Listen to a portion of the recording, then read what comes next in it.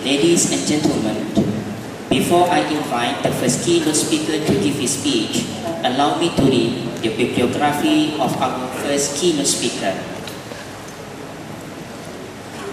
Our first keynote speaker is Professor Engineer Dr. Riza bin Sulaiman. He is a senior fellow researcher, Institute of Visual Informatics, University Kebangsaan Malaysia. Before joining the academics between 1990 to 1995, he had experience working as engineers. He holds a PhD in Mechanical Engineering, MSc in Advanced Manufacturing Technology from the University of Portsmouth, and Bachelor in Mechanical Engineering from the University of Sunderland, United Kingdom.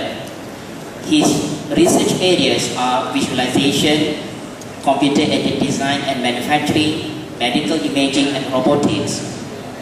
He is a reviewer of more than 30 international journals and conference proceedings. He is also an active member of the Institution of Mechanical Engineers, United Kingdom, the Board of Engineers Malaysia, and the Institution of Electrical and Electronics Engineers, IEEE, Malaysia chapter.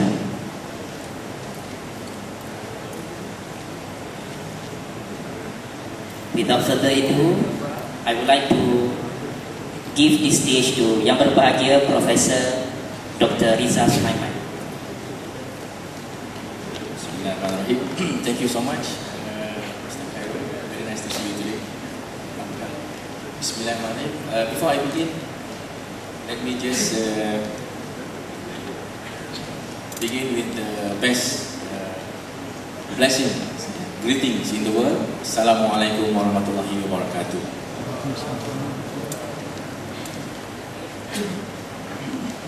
First of all, I would like to relay my gratitude.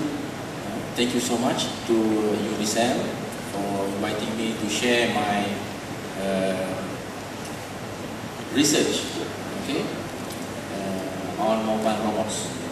So before I begin, maybe I'll just share with you a little bit on the background of a mobile robot.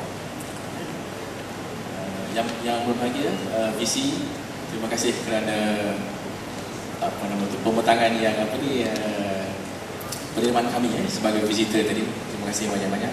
Begitu juga dengan Dekan Fakultas IT, Dr. Nariki. Dan alhamdulillah juga kita ada Emeritus Profesor Dato' Latif yang sudi bersama dengan kita pagi ini. Izinkan saya memulakan pembentangan. So the topic of my presentation for this morning is navigation of mobile robots in complex environment. Right? Issues and challenges. This is the main topic that I wanted to share with all of you.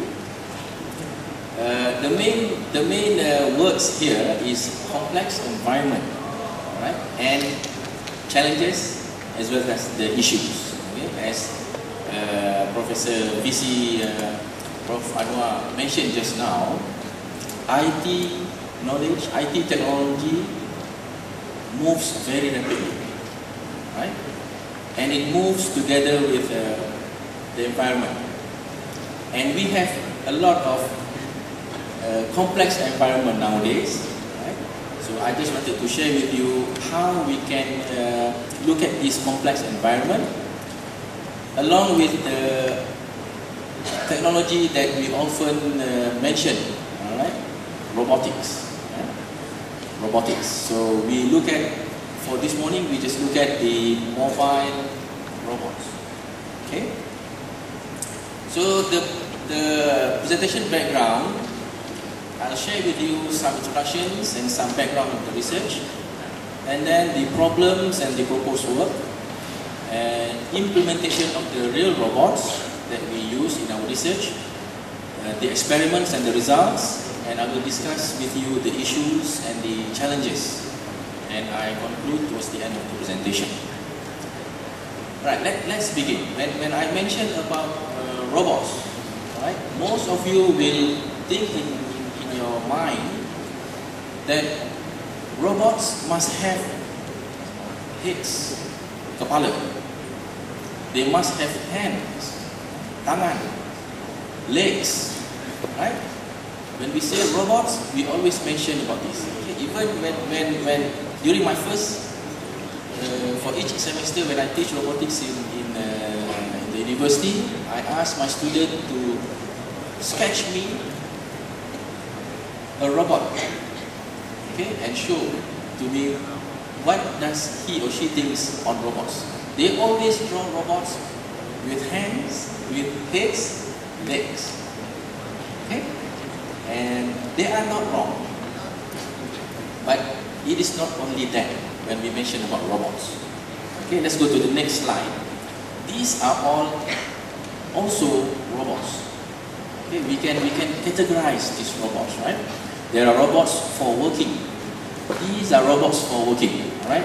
Fanuc on the top, yellow diagram there.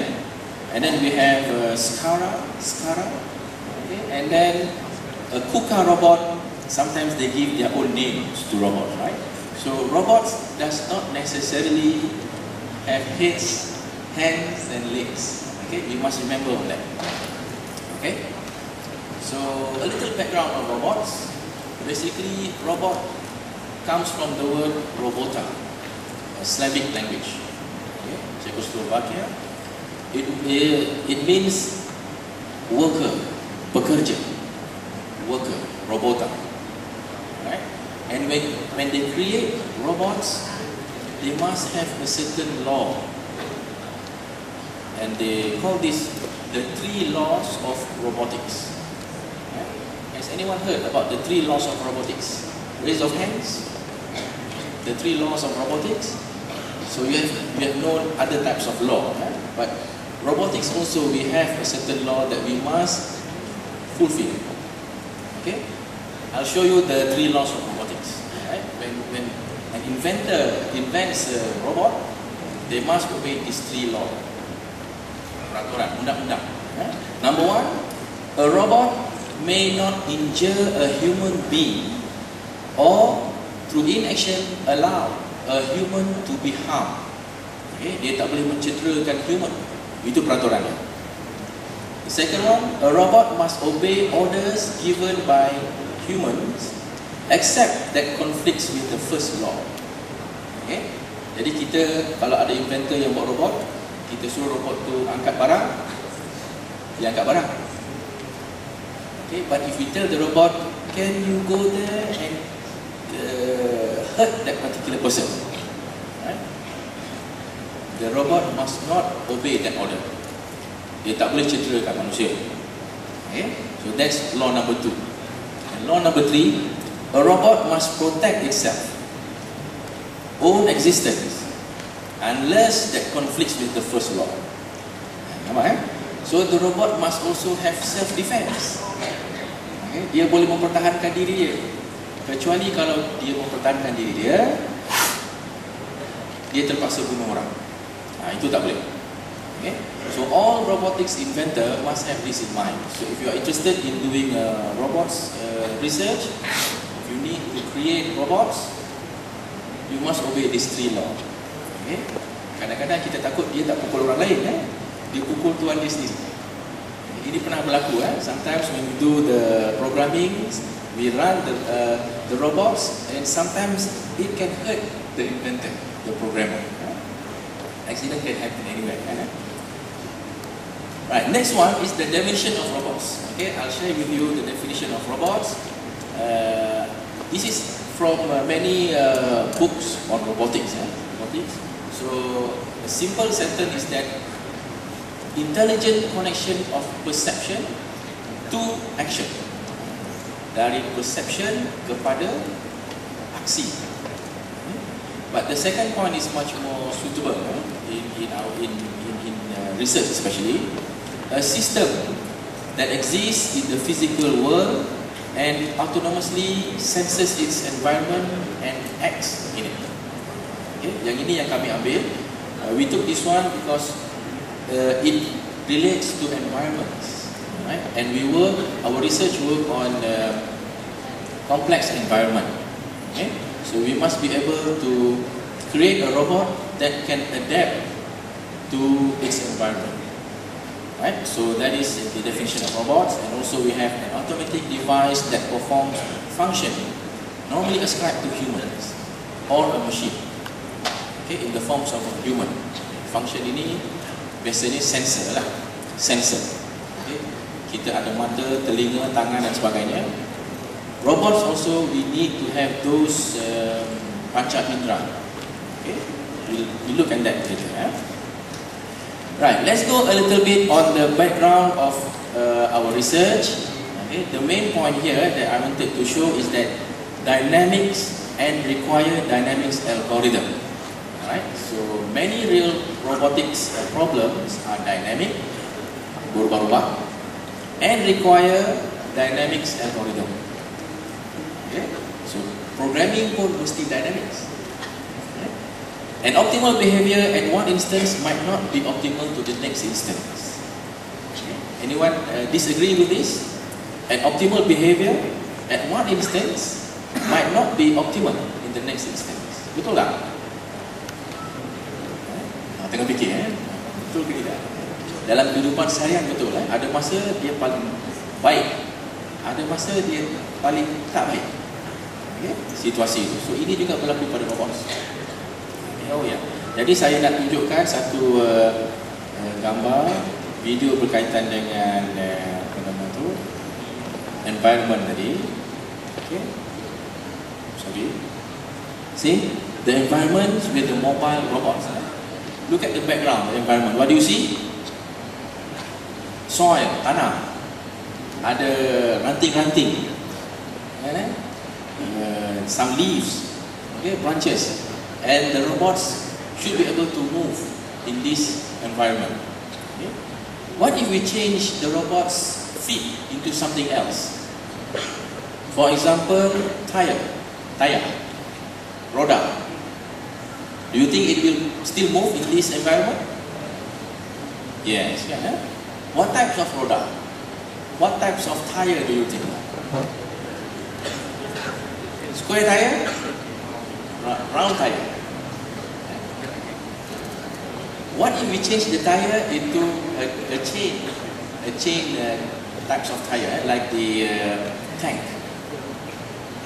Do you think it will move? Between the tank type and the tire type, which one is better? Yes. Yeah. So that's the situation. But we need to change the tire or the legs of the robots. So these are the things that we need to look at.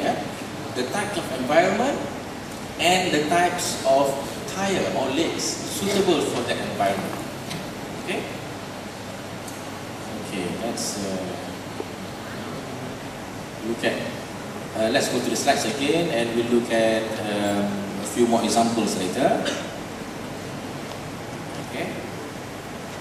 Autonomous robots. Navigation requires sensor. This is what I've mentioned just now. Robots must have sensor. Sama seperti manusia perlu ada panca indera. Okay. Panca indera. Jadi sensors of all kinds to achieve a simple task of navigation. Okay. So in this presentation, we will just look at the visual data. Okay. Because there are a lot of sensors. I'll show you in a little bit later that there are a lot of sensors available, but in our research we look at the visual data. Alright? Okay. Basic specification for robots, usually we need to consider on the payload. Do you know what does payload mean? Payload is the ability of the robots to carry something. Okay? It is not the weight of the robot. If I say the weight of the robot is 5 kilogram and the payload is 2 kilogram, that means that the weight of the robot is 5 and that robot is able to pick up object which is 2 kilogram or less. Okay, so payload is the weight that it can carry. And then we must also look at the reach, the precision, the repeatability.